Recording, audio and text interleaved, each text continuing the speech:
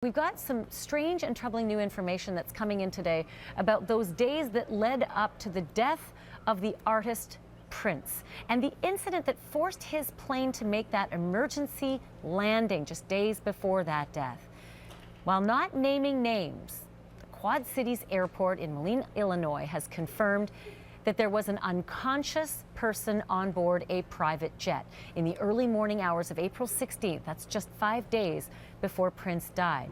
Ryan Young joins me live now outside of Prince's Paisley Park Studios in Chanhassen, Minnesota, and CNN legal analyst Paul Callan is here to talk about the estate and where it all stands now. Ryan, if I can start with you just on the developments that we're learning and the mystery that still needs to be solved. We still don't know why that 57-year-old died. No, and that's the big question that everyone has. Even here at the memorial site, they want to know why Prince died. We know the 5 days before there was this emergency landing.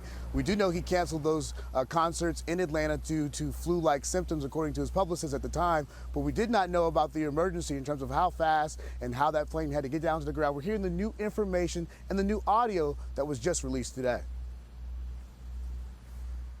What's the nature of the emergency? What's the nature of the An unresponsive passenger. Was it a male or female passenger? Hey there. Male passenger.